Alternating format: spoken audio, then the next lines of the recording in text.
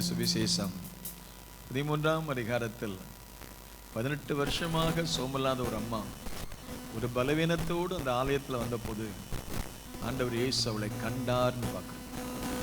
13ஆம் அதிகாரம் 10, 11, 12 வசனங்களை வாசித்து பார்க்கும்போது அந்த தேவனுடைய ஆலயத்தில் வந்தபோது நிறைய பேர் வந்திருக்காங்க.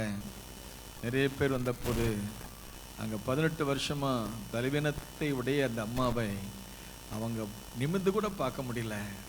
இன்னைக்கு நாம் நிமிர்ந்து பார்க்கறது கத்த கிருபை செய்தார். அந்த அம்மா நிமிர்ந்து கூட பார்க்க முடியல. அப்போ எவ்வளோ கஷ்டப்பட்டு பாருங்க. அந்த அம்மாவை இயேசு கண்டார். ஆமென். உம் அழகான கண்கள், அல்லேலூயா. நீர் என்னை காண்கிற தேவன். என் வாழ்க்கையை பார்க்குறீங்க, என் முகத்தை பார்க்குற மனுஷன் முகத்தை தான் பார்க்குறான். என் இருதயத்தை பார்க்குறீங்க, என் பலவீனத்தை பார்க்குறீங்க, என் பலத்தையும் பார்க்குறீங்க, என் அந்தரங்கத்தில் பாவத்தையும் பார்க்குறீங்க. இங்கே பாவத்தை பாராத பரிசுத்த கண்ணன் எல்லாத்தையும் பார்க்குறீங்களே. இந்த அதிகாரத்தில் 13:12 அவளை பார்த்தார்.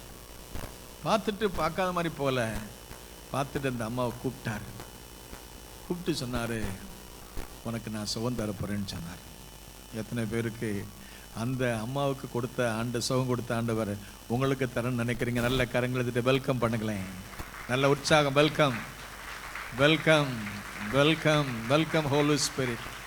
Welcome holy. ஆண்டவரே, நான் ஒரு நாள் தலை குனிய வேண்டியவன், நான் தலை குனிய ஆண்டவர் தலை குனிய கூடியவனா இருந்த ஆண்டவரே, நிமிர்ந்து பார்க்க முடியாத இருந்த என்னையும் கூட 4 பேர் மத்தியில் தலை நிமிர பண்ணதற்காக உமக்கு நன்றி சொல்லுங்கள். நல்ல கரங்களை தட்டி. என் வாழ்க்கையும் குனிஞ்சு இருக்க வேண்டிய வாழ்க்கை தான், ஆனால் குனிஞ்சு போன நிலைமையிலையும் என்னை நிமிர பண்ண தேவன் என்னை வாளாக்காமல் தலையாக்கி, என்னை கீழாக்காமல் மேலாக்கி, என்னையும் நீங்கள் பார்த்தீங்களே. ஆமென்.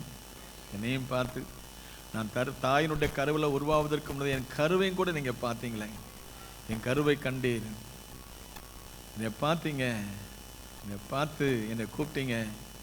கூப்பிட்டு என் பலவீனத்தை கண்டு என்னை தள்ளிவிடாமல் எத்தனையோ பேர் என்னை தள்ளிட்டாங்க, ஆனால் நீங்கள் தள்ளலை. பார்த்தீங்க, கூப்பிட்டீங்க. கூப்பிட்டது மட்டும் இல்லை, என் மேலே உங்கள் கையை வச்சிங்க. இந்த அழகான வசனம் பாருங்க. 13:13 லூக் சாப்டர் 13:13 13:13 சொல்லுது, அவள் மேல் தமது கைகளை வைத்தார்.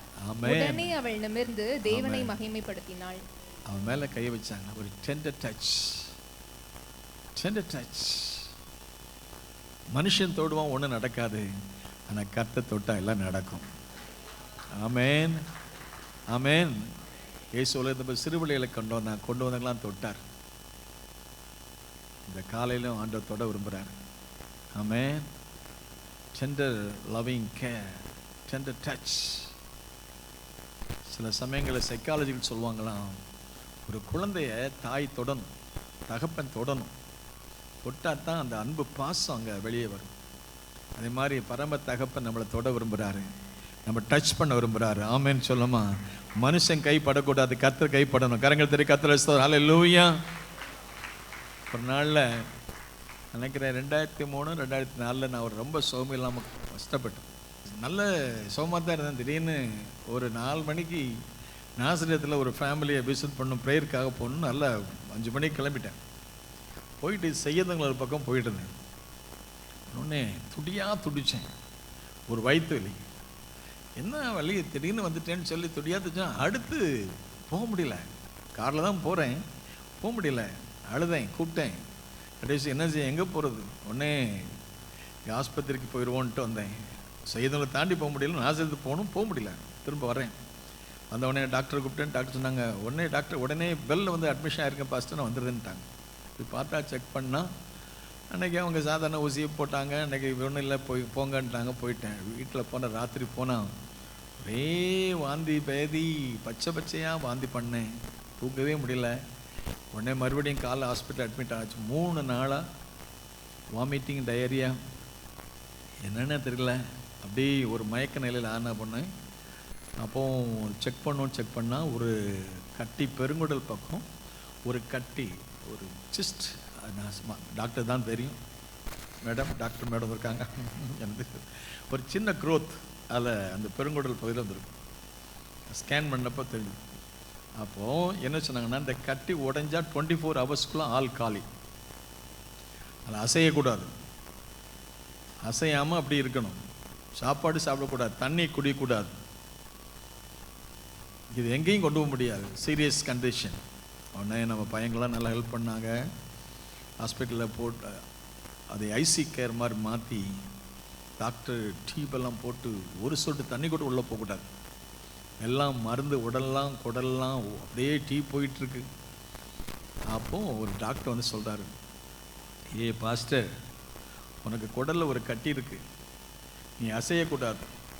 நீ அசைஞ்சன்னா உடஞ்சிட்டுனா 24 ஹவர்ஸில் நீ காலி ஆயிடுவ. நாங்கள் 3 நாளைக்கு மருந்து கொடுப்போம்.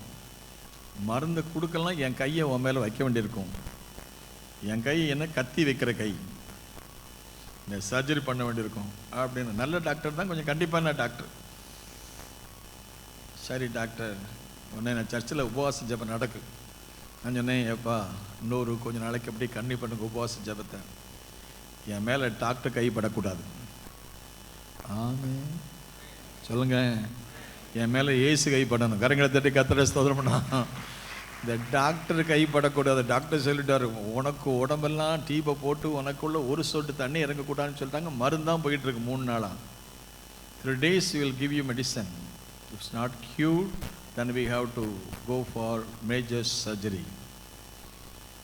நான் ஜெபம் பண்ணேன், ஆண்டவரே இந்த டாக்டர் கை என் மேலே படக்கூடாது. ஆண்டவர் ஸ்தோத்திரம். 3 நாள் எனக்கு சொட்டு சொட்டாக மருந்து தான் போகுது. எனக்கு என்னன்னு தெரியல. ஆனால் அந்த பிரசவ வேதனையை விட பெரிய வேதனை. எல்லாம் அப்படியே வாயிலெல்லாம் என்னெல்லாமோ போட்டு வச்சுருக்காங்க. எனக்கே கஷ்டமாக இருந்துச்சு. 3 நாள் துடியாக துடித்தேன்.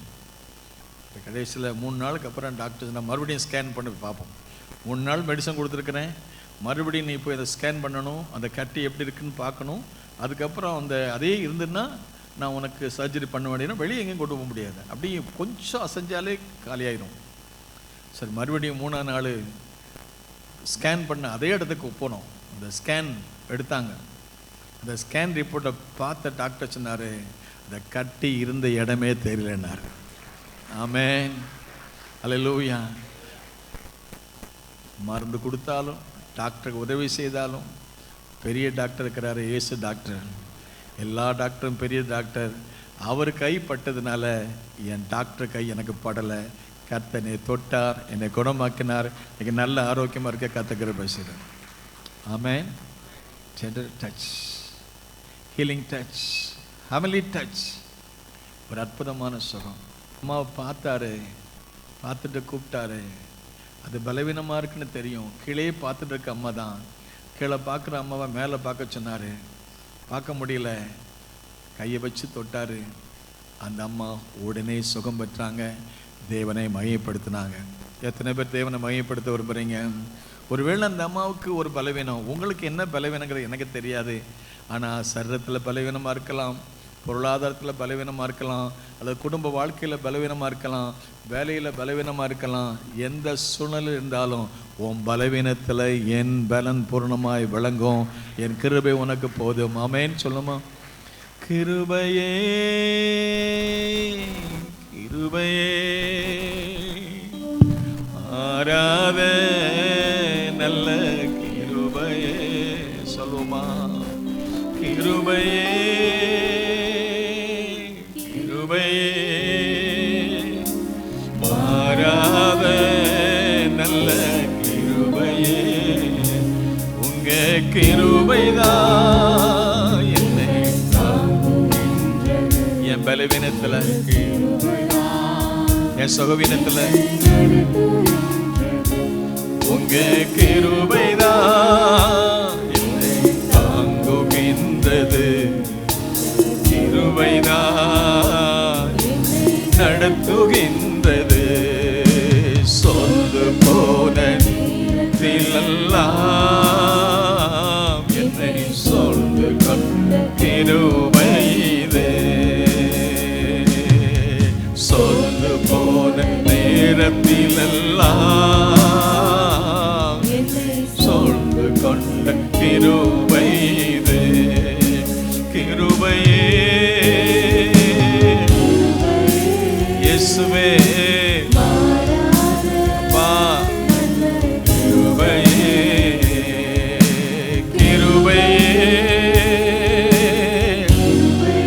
on கரங்களை உயர்த்தி அசைத்து நல்ல உங்க கிருபைதான். இந்த பாட்டு பாடும்போது ஒரு அற்புதம் நடக்கும். He wants to come and touch you and heal you and deliver you. உங்க கிருபைதான் தாங்குகின்றது, கிருபைதான் நடத்துகின்றது. உடைக்கப்பட்ட கத்திலெல்லாம் உருவாக்கின கிருபை இது. உடைக்கப்பட்ட நேரத்திலெல்லாம் உருவாக்கின கிருபை இது. கிருபை இயேசுவே, ஹல்லேலூயா. நல்ல கிருபை, கிருபை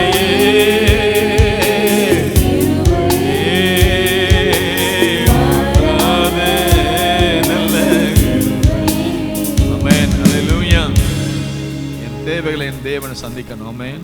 எல்லாரும் வாசிக்கலாம். ஏசாயா 51 அதிகாரம் 1-2.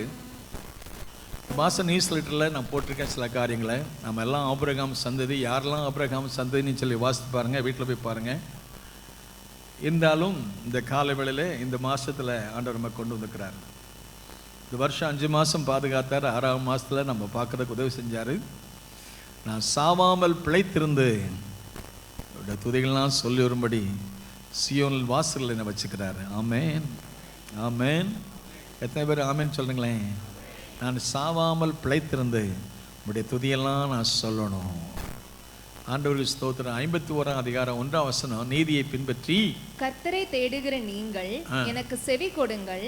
நீங்கள் வெட்டி எடுக்கப்பட்ட கன்மலையையும் நீங்கள் தோண்டி எடுக்கப்பட்ட துறவின் குழியையும் நோக்கி பாருங்கள். உங்கள் தகப்பனாகிய ஆபிரகாமையும் உங்களை பெற்ற சாராளையும் நோக்கி பாருங்கள். அவன் ஒருவனாய் இருக்கையில் நான் அவனை அழைத்து அவனை ஆசீர்வதித்து அவனை பெருக பண்ணினேன். கர்த்தர் சீயோனுக்கு ஆறுதல் செய்வார். அவர் அதன் பாழான ஸ்தலங்களை எல்லாம் தேறுதலடைய செய்து அதன் வனாந்தரத்தை ஏதேனை போலவும் அதன் அவாந்தர வெளியை கர்த்தரின் தோட்டத்தை போலவும் ஆக்குவார். சந்தோஷமும் மகிழ்ச்சியும் துதியும் கீத சத்தமும் அதில் உண்டாயிருக்கும். ஆமென், ஹல்லேலூயா, ஆமென், ஹல்லேலூயா. கர்த்தர் சீயோனுக்கு அருள் செய்வார். அவர் மகிழ்ச்சியும் கீதமும் சத்தமும் கேட்கணும். ஒரு பாட்டு உண்டு, இந்த பாட்டு தெரியும் நம்புறேன். பாழாய் கிடந்த தேசம் ஏதேனை போல ஆனதே,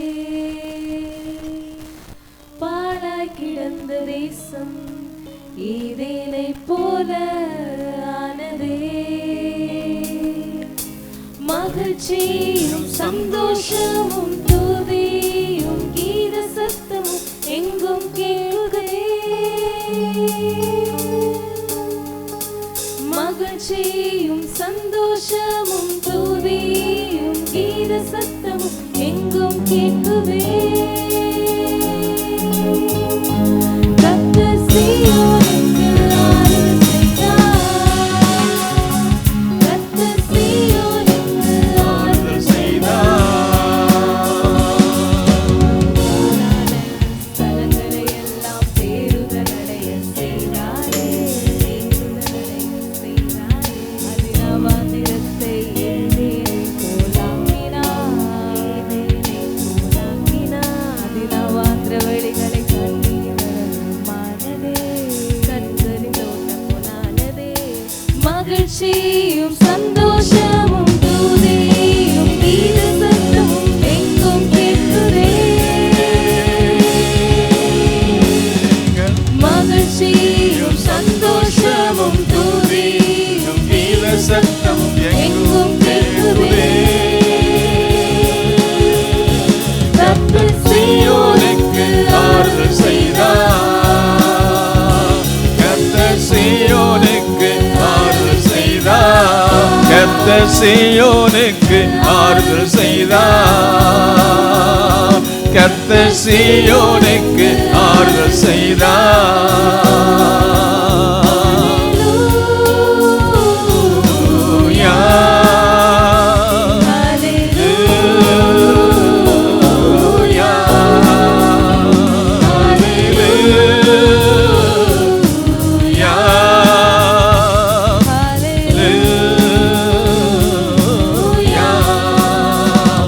கர்த்தர் சீயோனுக்கு ஆறுதல் செய்தார், சீயோனுக்கு ஆறுதல் செய்தார். ஆமென், ஹல்லேலூயா. தகப்பனாகிய ஆபிரகாமை உங்களை பெற்ற சாராளை நோக்கி பாருங்க. ஒருவனாய் இருக்கிறவனை அழைத்து ஆசீர்வதித்து பெருக பண்ணேன். ஆகவே சீயோனுக்கு இறங்குவார். இதில் பார்க்கும்போது முதலாம் வசனம் வாசித்து பார்க்கும்போது நீங்கள் என்ன நீதியை பின்பற்றீங்களே அப்படின்னு சொல்லிட்டு, கர்த்தரை தேடுகிற நீங்கள் எனக்கு என்ன கொடுங்க, நல்லா சொல்லுங்க. கர்த்தரை தேடுகிற நீங்கள், கர்த்தரை தேடுகிற நீங்கள் எனக்கு என்ன கொடுங்க. புதிய ஏற்பாடு சபைக்கு சொல்றாரு, காது உள்ளவன். ஆமென். காது எல்லாருக்கும் இருக்கா இல்லையா? ஆமென். காது உள்ளவங்களும் ஒரு ரிலேஷன் பார்க்கலாம். ஆண்டவரே, காண்கிற கண்ணையும் கேட்கிற காதையும் ஏற்றுக்கொள்ளும் இதயத்தையும் தாங்களேன். It's a small little baby prayer. காண்கிற கண்ணு, கேட்கிற காது, ஏற்றுக்கொள்ளும் இதயம். Give me Lord. ஒரு ஏற்றுக்கொள்ற இதயத்தை தாங்க. திருவசனத்தை கேட்கிறவங்க மாத்திரமல்ல, அதன்படி செய்வாருங்க. நீங்கள் கேளுங்களேன், கர்த்தரை தேடுற நீங்க எனக்கு செவி கொடுங்களேன். ஏன் அப்படி சொன்னார்னா, இந்த ஏசாயா 1 இதில் பார்த்தீங்கன்னா அவங்க செவி கொடுக்கல, ஆண்டோடைய வார்த்தை கேட்கல. ஆண்டவர் ரொம்ப வருத்தப்பட்டார். என்ன வருத்தப்பட்டார்னா, 1 அதிகாரத்தில் 3ஆம் வசனம் வாசித்து பாருங்க. வானங்களே கேளுங்க, வானங்களே கேளுங்க, பூமியே செவி கொடு, பூமியே செவி கொடு. கர்த்தர் பேசுகிறார், கர்த்தர் பேசுகிறார். நான் பிள்ளைகளை வளர்த்து ஆதரித்தேன். இந்த ஏசாயா 1 அதிகாரத்தில் 1 அதிகாரம் 1, 2, 3 வசனம் வாசித்து பார்க்கும்போது கர்த்தர் என்ன சொல்ல பாருங்க. வானங்களே, எல்லாம் சொல்லுங்க. வானங்களே. நான் வாத்தியார் வேலைக்கு வந்ததுனால வாத்தியார் வேலை சொல்லிக்கிட்டே இருப்பேன். நீங்கள் ஆமைன்னு சொல்லணும், அல்லேலூயா சொல்லணுமா. நாங்கள்லாம் பிள்ளைகள் சொல்கிறோம். நான் 1ஆப் வாத்தியாராக இருந்துட்டு அப்புறம் 5ஆப் வாத்தியார் இருந்து 8ஆப் 10ஆப் 12ஆப் காலேஜு, இப்போ மேரேஜ் ஆனவங்களுக்கெல்லாம் சொல்லி கொடுத்துருக்கேன். ஆமென், அல்லேலூயா. 1ஆப் வாத்தியாராக இருக்கும்போது 62 பிள்ளைகள் என்கிட்ட இருந்தாங்க. அல்லேலூயா. என்னை நம்பி 62 பிள்ளைகள் கொடுத்தாங்க ஆண்டவர். 1ஆப் பையங்களுக்கு எப்படி சொல்லிக் கொடுப்பீங்க? பொதுவாக பெண்களை தான் 1ஆவது போய் போடுவாங்க. என்னையை கொண்டு போய் போட்டாங்க. எனக்கு வயசு 27. சார் அடிச்சுட்டான் சார், சார் கிள்ளிட்டான் சார், சார் செல்ல தூக்கிட்டு போயிட்டான் சார், பொத்தத்துக்கு இல்லை இல்லை. அப்போ அவங்கள மேனேஜ் பண்ணுறதுக்கு, ஆனால் இந்த ஊழியத்தை மேனேஜ் பண்ணுறதுக்கு அப்போ எனக்கு ட்ரைனிங் கொடுத்தாரு. ஆமென். ஒருத்தன் சொல்லபடி கேட்க மாட்டான். அப்போ தான் எனக்கு ட்ரைனிங் கொடுத்தாரு. நீ எப்படி இந்த 62 பேரை சமாளிக்க போகிற, 62 பேரை சமாளிச்சேன்னா நீ பெரிய ஆட்களையும் சமாளிப்பேன்னு சொல்லி எனக்கு பயிற்சி கொடுத்தாரு. இங்கே என்னன்னா, ஆண்டவர் சொல்றாரு, வானங்களே கேளுங்கள், பூமியே கர்த்தர் சொல்றாரு அப்படின்னு சொல்லிட்டு என்ன சொன்னார் தெரியுமா? நான் பிள்ளைகளை வளர்த்து பிள்ளைகளை பெற்றேன், பிள்ளைகளை வளர்த்தேன், பிள்ளைகளை ஆதரித்தேன். ஆனா அவங்களும் என்ன செஞ்சிட்டாங்க? எனக்கு விரோதமாய் கலகம் பண்ணினார்கள். எங்கேயாவது கேட்டீங்களா? இது யார் சொல்ற பாருங்க. இது யார் சொல்றா? கர்த்தர் சொல்றாரு. பிள்ளைகளை பெற்றெடுத்தேன், பிள்ளைகளை வளர்த்தேன், பிள்ளைகளை ஆதரித்தேன். ஆனா அவங்க யாரும் சொன்னபடி கேட்க மாட்டேன்றாங்க. ரொம்ப வருத்தப்பட்டார். அப்புறம் அந்த 1ஆம் அதிகாரம் முழுவதும் வாசி பாருங்க. நீ உதடுகளால என்னை சேவிக்கிறீங்க, உள்ளத்தால தூரமா போயிட்டீங்க. உங்க ஆராதனை வேண்டாம், உங்க காணிக்க வேண்டாம், நீங்க தான் எனக்கு வேணும்னா. ஆமென், அல்லேலூயா, அல்லேலூயா. ஆண்டவர் நம்முடையவைகளை அல்ல, நம்மையே விரும்புகிறார். ஆமென். எனக்குள்ளதுல பூமி நிறைவும் கர்த்தருடையது, அவர் அதெல்லாம் கொடுப்பாரு. உங்கள் உடையதை அல்ல, உங்களையே விரும்புகிறார். நான் தான் என் ஆண்டவருக்கு வேணும். அவர் எங்கள் அப்பா, அவர் எங்கள் அம்மா, அவர் என்னை பெற்ற உங்கள் தகப்பனாகி ஆபிரகாமையும் உங்களை பெற்ற சாராளை நோக்கி பாருங்க. நான் பிள்ளைகளை பெற்றேன்னு சொல்றாரு. ஒரு தாய் தகப்பன் எப்படி பிள்ளைகளை பெற்றெடுத்து வளர்க்கும் போது அந்த பிள்ளைகள் அப்பா சொன்னதை அம்மா சொல்றதை கேட்கனா எப்படி இருக்கும்? தாயோட உள்ளம், தகப்பனுடைய உள்ளம் துடிக்கும். பரம்ப தகப்பனுடைய இதயம் துடிக்குது. துடிச்சொன்ன பிள்ளைகள் பெற்றெடுத்தேன், வளர்த்தேன், ஆதரித்தேன். ஆனால் கலகம் பண்ணாங்க. இது சொல்றதுக்கு வானங்களே கேளுங்க, பூமியே செவி கொடு. யார் பேசுறா? கர்த்தர் பேசுறார். கர்த்தர் பேசுறார். ஒருவேளை பாஸ்டர் பேசுற மாதிரி இருக்கலாம், ஆனால் அந்த வார்த்தையை கர்த்தர் பேசுறார். ஒரு தேவ மனுஷன் சொல்றாரு, எப்படி முதல் ஆண்டவர் ஆதியிலே தேவன் வானத்தையும் பூமி சிருஷ்டித்த வார்த்தையை அனுப்பி சிருஷ்டித்தாரோ அதே வார்த்தையை தான் இன்னைக்கு ஊழியக்காரங்க வாயில வைக்கிறார்ன்றார். The same very anointed word, the word is power, the word is life. அதே உயிருள்ள வசனத்தை அன்றைக்கு அவர் சொன்னபோது ஒன்றும் இல்லாத உலகத்தில் சூரியன் வந்துச்சு, சந்திரன் வந்துச்சு, மனுஷன் வந்தான், இப்படி எல்லாத்தையும் சிருஷ்டித்தான் அதே ஆண்டவர். உருவாக்கும் வார்த்தையை கர்த்தர் இன்னைக்கு வச்சுக்கிறாரு உங்க கையில, என் கையில இருக்கிற வார்த்தைகள் தேவனுடைய வார்த்தை. அந்த வல்லமையுள்ள வார்த்தைக்காக நம்ம ஆண்டவருக்கு நன்றி சொல்லும். ஆண்டவரே, உம்முடைய உயிருள்ள வார்த்தைக்காக ஸ்தோத்திரம். லாசருவே வா வெளியேனாரு, வெளியே வந்தான். செத்து போனவனை உயிர்ப்பிக்கிற வார்த்தை. உமது ஜனங்கள் உண்மையில் மகிழ்ந்திருக்கும்படி திரும்பவும் எங்களை உயிர்ப்பிக்க மாட்டீரோ. Word has power. The word is anointing. The word is breakthrough. ஆண்டவர் சொன்னாரு, உங்களை நான் பெற்றேன், உங்களை வளர்த்தேன், உங்களை ஆதரிச்சேன் அப்படின்னு சொல்லி வேதனையோடு சொன்னார். ஆகவே அப்படி சொல்லிட்டு என்ன சொன்ன வந்தான்னு கேட்டீங்கன்னா, மாடு கூட தன்னுடைய தகப்பனை தெரியும், எஜமான தெரியும். கழுதைக்கு கூட தன்னுடைய ஆண்டவனை பற்றி தெரியும். இஸ்ரவேலோ அறிவில்லாமலும், என் ஜனமோ அறிவில்ல, என் ஜனம் உணர்வில்லாமலும் இருக்கிறது. அறிவும் இல்லை, உணர்வும் இல்லை.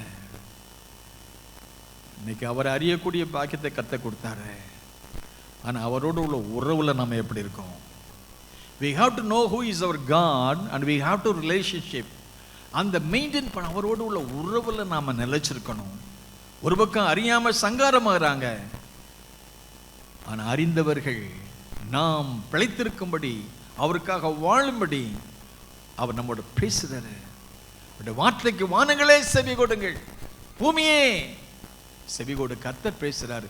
திருவசனத்தை கேட்கிறவர்களாக மாத்திரம் அல்ல, அதன்படி அப்புறம் சொல்றாரு, என் வசனத்துக்கு. இதே ஏசாயா சொல்றாரு, என் வசனத்துக்கு என்ன சொல்றேன் எல்லாம் சொல்லுங்களேன். என் வசனத்துக்கு எத்தனை பேர் நடுங்குறோம் எனக்கு தெரியாது. ஆண்டவர் என் வசனத்துக்கு நடுங்கிறவளை நான் நோக்கி பார்ப்பேன். ஆமென், ஆமென், ஆமென். தேவனுக்கு ஏற்கும் பலிகள் நொறுங்குண்டு ஆவிதான். தேவனை நொறுங்குண்டதும் நறுங்குண்டதுமான இருதயத்தை ஒரு நாள் கொடுக்க. உங்கள் தகப்பனாகிய ஆபிரகாம் உங்களை பெற்ற சார், அங்கே ஏசாயா முதலாவது ஆண்டவரே நான் தான் உங்களை பெற்றேன்னு சொல்றாரு.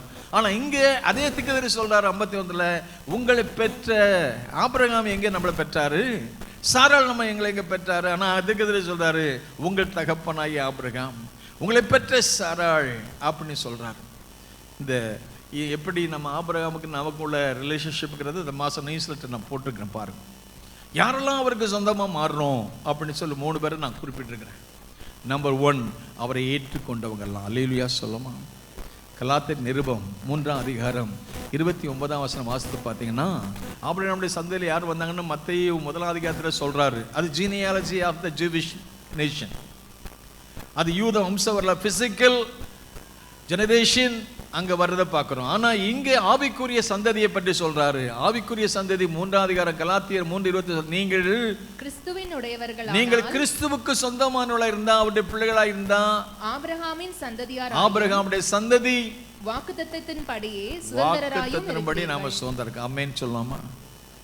ஒருத்தரும் ஆமென் சொல்ல மாட்டேங்க. ஆமென், ஆமென்.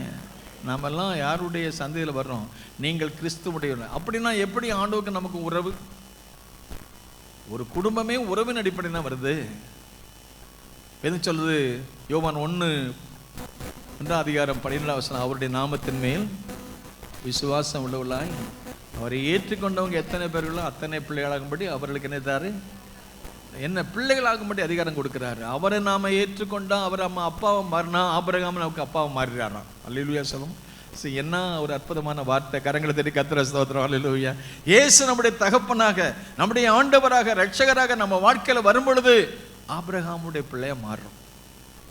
இது அப்போஸ்தலனாகிய பவுலுக்கு கொடுத்த விஸ்டம், ஞானம். இவருக்கு இயேசுவை நம்ம நம்பும்போது, இவர் வாழ்ந்த காலம் வேற, அவர் வாழ்ந்த காலம் வேற. ஆயிரக்கணக்கான ஆண்டவர், ஆயிரக்கணக்கான there was a generation gap.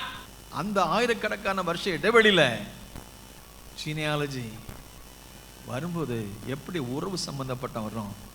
இயேசுவை ஏற்றுக்கொள்ளும். ஆபிரகாம் நமக்கு அப்பா மாறினார். ஆமென். அப்போ முதல் கூட்டம் யாரு ஆபிரகாமுடைய சந்ததி வராங்கன்னா, இயேசுவை ஏற்றுக்கொண்டவங்க எத்தனை பேர்களோ அத்தனை பேரும் அவருடைய பிள்ளைகளாக முடியும். நாம் பிள்ளைகளானால் நாம் சுதந்திரம். ஆமென், ஆமென். சங்கீதம் 16 தாவீது சொல்றாரு, என்ன சொல்றீமா? அவரே எனக்கு சுதந்திரமும் என் பாத்திரத்தின் பங்குமா இருக்கிறாரு. சங்கீதம் 16ஆம் சங்கீதத்துல அந்த வசனத்தை கரெக்டாக வாசிங்க பார்க்கலாம். சங்கீதம் 16 என்ன சொல்லப்படுகிறது? 16:5 எல்லாம் பாருங்க. கர்த்தர், எல்லாம் சொல்லுங்க. கர்த்தர் என் சுதந்திரமும். என் சுதந்திரம். என் சுதந்திரம் என்னது?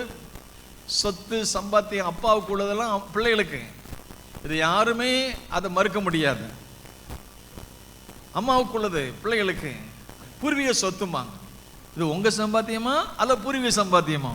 நமக்கு ஒரு பூர்வீக சம்பாத்தியம் இருக்கு. கரங்களை தட்டி கர்த்தரை ஸ்தோத்திரம். ஹல்லேலூயா.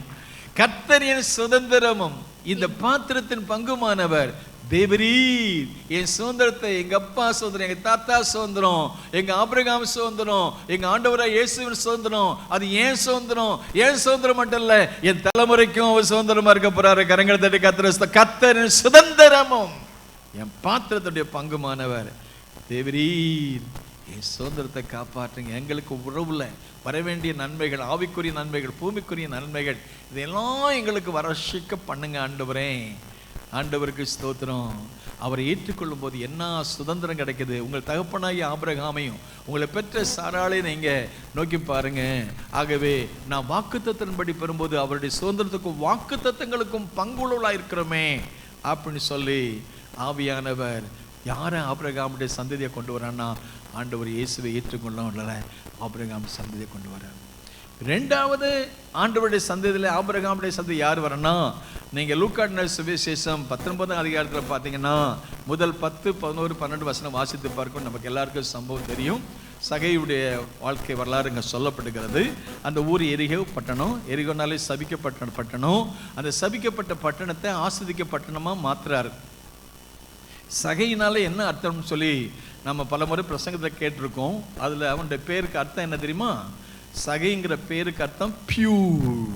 பியூர் நல்லது, சுத்தமானவன். ஐயா, வாழ்க்கையில சுத்தமா இருக்கீங்களா? வேலையில சுத்தமா இருக்கீங்களா?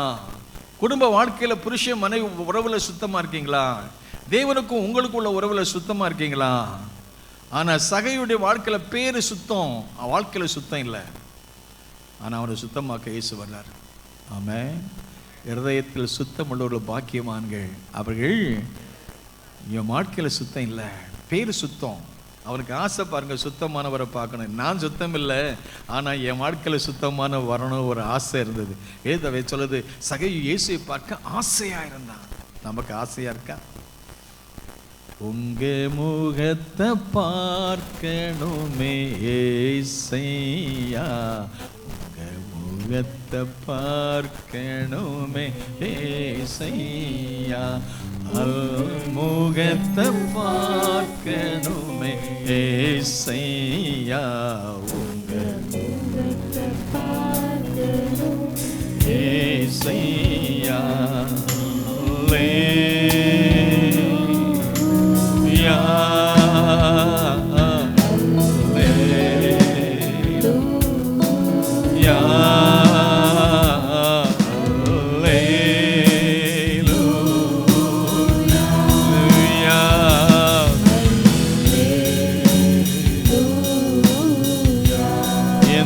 பாடுகள் வேதனை எந்த துயரங்கள் கலக்கங்கள் மாறிவிடும். எந்த பாடுகள் வேதனை எந்த துயரங்கள் கலக்கங்கள் மாறிவிடும். முகத்தை பார்க்கணும்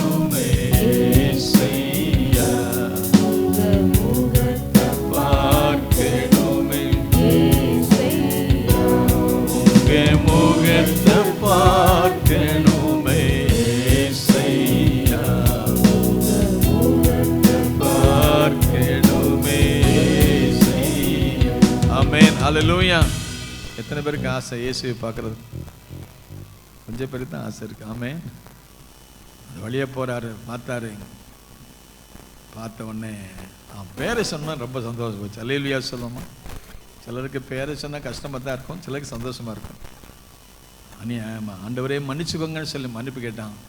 அதில் என்ன நடக்குதுன்னு கேட்டிங்கன்னா, ஆண்டவர் சொன்னா இன்னைக்கு இந்த வீட்டுக்கு ரட்சிக்கப்பட்டவர்கள் அவருக்கு சொந்தமாக மாறுறாங்க, ஆபிரகாம் சொந்தம் மாறுறாங்க. அந்த வசனம் அருமையான சொல்லுது, இயேசு அவனை பார்த்து சொல்றாரு, இன்றைக்கு இந்த வீட்டுக்கு ரட்சிப்பு வந்தது, இவனும் ஆபிரகாமுக்கு சொந்தக்காரன் ஆயிட்டான். அல்லேலூயா சொல்லுமா.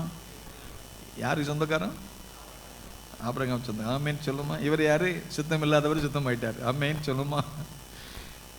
ஆண்டவருக்கு சொந்தக்காரராக வர்றாங்க. வாழ்க்கையை பாருங்களேன் எப்படிலாம் வாழ்க்கை வர்றாங்கன்னு சொல்லிட்டு.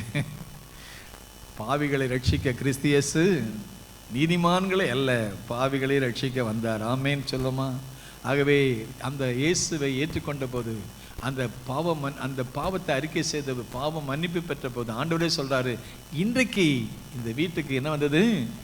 ரட்சிப்பு வந்ததுங்கிறது மட்டும் சொல்லாம ஈவனும், எல்லாம் சொல்லுங்க, ஈவனும் யாருக்கு சொந்தமாயிட்டான்? அன்றைக்கு ஆண்டவரை விசுவாசித்தவங்க இயேசுவுக்கு சொந்தமாகறாங்க. ஆண்டவரை ஏற்றுக்கொண்டு பாவங்களை அறிக்கை செய்து ரட்சிக்கப்பட்டவங்களும் ஆபிரகாமுக்கு சொந்தக்காராகிட்டாங்க. இன்னொரு கூட்டத்தை பார்த்தீங்கன்னா அவங்களும் எப்படி சொந்தக்காரங்க மாறினாங்கன்னா அது இதை விட சூப்பராக இருக்கும். ஆமேன்னு சொல்லுமா. இதே லூக்கா சுவிசேஷம் 13ஆம் அதிகாரத்தில் சர்ச்சுக்கு வர்றாரு. ஏற்கனவே முதல்ல சொல்லிட்டேன்ல, அது வந்து அந்த அம்மாவை பார்த்து அவங்க பலவீனமாக இருக்கிறத பார்த்த உடனே, அவங்க குனிஞ்சு குனிஞ்சு நடக்கிறத பார்த்த உடனே அவங்களுக்கு ஒரு நிமிர்ந்த ஒரு வாழ்க்கையை கொடுக்க விரும்புகிறார். அல்லேலூயா சொல்லுமா. ஆமேன். அல்லேலூயா, அல்லேலூயா, அல்லேலூயா. அந்த பலவீனத்தை முதல்ல கண்டார், அப்புறம் அழைத்தார், தொட்டார், அவர் சுகமாக்கினார். சுகமாக்கிட்டு சொன்னாரு, சாத்தான் இந்த அம்மாவை எத்தனை வருஷமா கட்டி வச்சிருந்தானா? 18 வருஷமா கட்டி இருந்த ஆபிரகாமின் குமாரத்தியாகிய இந்த லூக்கா 13:14. இதோ சாத்தான் 18 வருஷமா கட்டியிருந்த இவ யார்? இந்த அம்மா ஆபிரகாமுடைய குமாரத்தியாக இவளையும் ஓய்வு நாள்ல அந்த கட்டிருந்து அவிழ்த்து விட வேண்டியது அவசியம் இல்லையா? நீ கர்த்தர் நிறைய பேர் விடுதலை செய்ய போறாரு. ஆமேன்னு சொல்லணும். ஆமேன். ஒருவேளை இயேசுவை ஏற்றுக்கொண்டு, ஒருவேளை ரட்சிக்கப்பட்டு, ஒருவேளை அபிஷேகத்தையும் பெற்று ஆண்டவருக்கு ஆராதனை செய்யக்கூடிய நிலைமையில வந்தாலும், ஒருவேளை சில சமயங்களில் சத்துரு நம்மை கட்டி வச்சுக்கிருந்தாலும், பலவீனத்திலோ அல்லது சுகவீனத்திலோ அல்லது வியாதியிலோ அல்லது வறுமையிலோ அல்லது தரித்திரத்திலோ அவருக்கு நமக்கு உள்ள உறவிலோ ஏதோ ஒரு சூழ்நிலையில சத்துரு நம்மை கட்டி வச்சிருந்தாலும் கண்ணீர் தெரித்தது, நாங்கள் தப்பினோ. ஆமேன். அது பலத்தினாலும் அல்ல, அது பராக்கிரமத்தினாலும் அல்ல, எல்லாம் என்னுடைய கர்த்தருடைய ஆவியானவர் எங்கே உண்டோ அங்கே விடுதலை உண்டு. ஆமேன் சொல்லுமா. இந்த காலவேளையும் கூட ஆண்டவருக்கு ஸ்தோத்திரம். ஆபிரகாமுடைய குமாரத்தை விடுதலை செய்து அவருடைய நாமத்தை மகிமைப்படுத்தினவர் எங்கேயும் நம் அருகில் வந்திருக்கிறார். 18 வருஷமாக பலவீனப்பட்டதான அந்த அம்மாவை சுகமாக்குனதற்கு அன்றைக்கு அந்த ஆலயத்துக்குள்ள போன ஆண்டவர் இன்றைக்கும் நம்முடைய ஆலயத்தை வந்திருக்கிறார். எத்தனை பேர் விசுவாசிக்கிறீங்க? அல்லேலூயா. ஆபர் நீங்கள் அறியாத ஒருவர் உங்க நடுவில் வந்திருக்கிறாரு. அந்த 7 பொன் குத்துவிளக்கு மத்தியில் உலாவின கர்த்தர் நமக்கு உதவி செய்யும்படி நம்முடைய சபைக்கு வந்திருக்கிறாரு. எல்லாரும் ஜெபிக்கலாமா? எழுந்திருந்து ஜெபிக்கலாமா? அல்லேலூயா. தகப்பனே உமக்கு ஸ்தோத்திரம். உங்க முகத்தை பார்க்கணுமே ஏசையா, உங்க முகத்தை பார்க்கணுமே ஏசையா, உங்க முகத்தை பார்க்கணுமே ஏசையா, ஏசையா.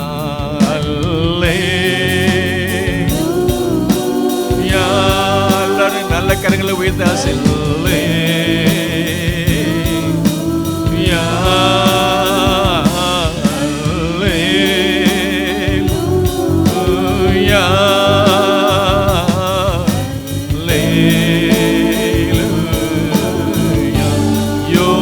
யோர்தானின் வெள்ளங்கள் எரிகோவின் மதில்கள் யோர்தானின் வெள்ளங்கள்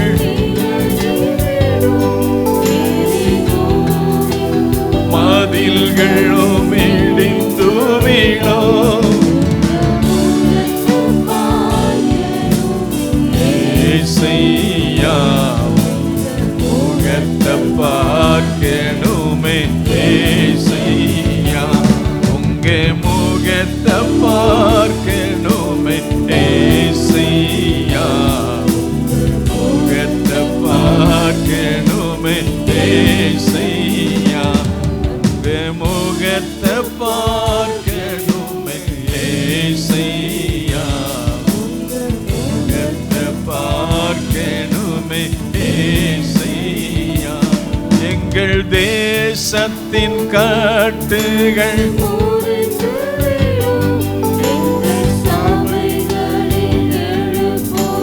பரவிவிடும். எங்கள் தேசத்தின் எங்கள் சபைகளில் எழுப்புதல் உங்க முகத்தை பார்க்கணுமே ஏசையா, முகத்தை பார்க்கணுமே ஏசையா, உங்க முகத்தை பார்க்கணுமே ஏசையா, முகத்தை பார்க்கணுமே ஏசையா. ஆமென், ஹல்லேலூயா. தகப்பனே, உங்க பிரசன்னம் எங்களுக்கு தந்த வாக்குத்தத்தங்கள் நீங்கள் பிள்ளைகளானால் சுதந்திரமாமே. உங்கள் தகப்பனாய் ஆபிரகாமையும் உங்களை பெற்ற சாராளையும் நோக்கி பாருங்கள். ஒருவனாயிருக்கல அவனை அழைத்து ஆசீர்வதித்து பெருக பண்ண கர்த்தர். வெட்டி எடுக்கப்பட்ட கன்மலை, தோண்டி எடுக்கப்பட்ட துறவு, அந்த கன்மலை வெட்டி எடுக்கப்பட்ட கன்மலையாக, வெட்டி எடுக்கப்பட்ட கன்மலையிலே வெட்டி எடுக்கப்பட்ட சின்ன சின்ன கன்மலைகளாக, கற்களாக எங்களையும் பிள்ளைகளாக பெற்றெடுத்து எங்களையும் வளர்த்து ஆதரித்து உங்க நாமத்தை மையப்படுத்துவதற்கு கிருபை செய்ததற்காக ஸ்தோத்திரம். நாங்களும் தலைமுறைக்கு ஆசீர்வாதமா இருக்க ஆபிரகாமுடைய வாக்கு, தேவனுடைய வாக்குத்தத்தங்களுக்கு சொந்தமான ஆபிரகாமுக்கு சொந்தமாக வந்து இயேசு கிறிஸ்துவனுடைய வாக்குத்தத்தங்களை பெற்ற நாங்க அவைகளை அனுபவிக்க, வாக்குத்தத்தங்களுக்கு சுதந்திரராக இருக்கும்படி வாக்குத்தத்தமானது உங்களுக்கும் உங்கள் பிள்ளைகளுக்கும் நம்முடைய தேவனாய கர்த்தர் வரவழைக்க தூரத்தில் உள்ள யாவருக்கும் மாபெரும் பாக்கியத்தை கொடுத்து, ரட்சிப்பை கொடுத்து, அபிஷேகத்தை கொடுத்து, கிருபைகளை கொடுத்து, வரங்களை கொடுத்து, வல்லமைகளை கொடுத்து, எதிர்கால நம்பிக்கை நித்தியமான வாழ்வையும் கொடுத்து உமக்கு எங்களுக்குள்ள உறவிலே நடத்துவதற்காக உமக்கு நன்றி. மேலான இந்த தெய்வீக அன்பு ஐக்கியத்துக்காக ஸ்தோத்திரம். இவைகளை பெற்றுக்கொள்வதற்கு எங்களுக்காக மரித்தீரே, எங்களுக்காக உயிரோடு எழும்பினீரே, மீண்டும் வரப்போகிறீரே, உமக்கு ஸ்தோத்திரம். அந்த அன்புக்கு எங்களை அர்ப்பணிய கிருபை செய்யுங்க. ஒவ்வொரு நாளும் இந்த அன்பை நினைத்து உமக்கென்று வாழ உதவி செய்யுங்க.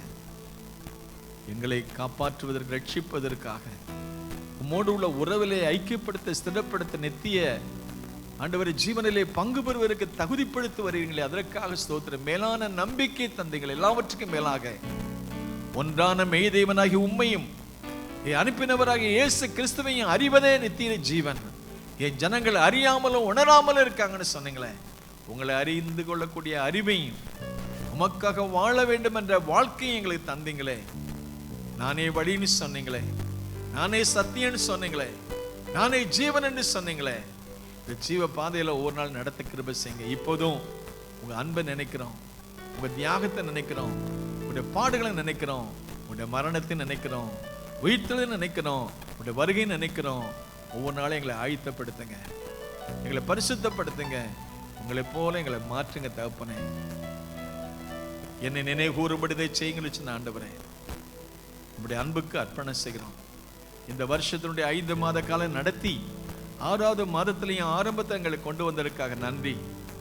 நீர் எங்களுக்கு கொடுத்த கிரயத்தை நினைத்து நாங்களும் உமக்கென்று பரிசுத்தமாய் வாழ எங்களை கற்றுத்தரும்படி நாங்கள் ஜெபிக்கிறோம். இந்த மாதம் முழுக்க பிரசன்னம் நடத்தட்டும். இயேசு நாம் ஜெபிக்கிறோம் பிதாவே.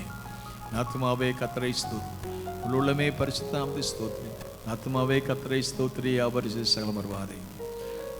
நம்முடைய கர்த்தராகிய இயேசு கிறிஸ்துவினுடைய கிருபை, பிதாவாகிய தேவனுடைய அன்பு, பரிசுத்த ஆவியானுடைய ஐக்கிய சந்தோஷம், சமாதானம் நாம் அனைவருக்கும் இருப்பதாக. God bless you all. கர்த்தர் உங்களை ஆசீர்வதிப்பார். Thank you.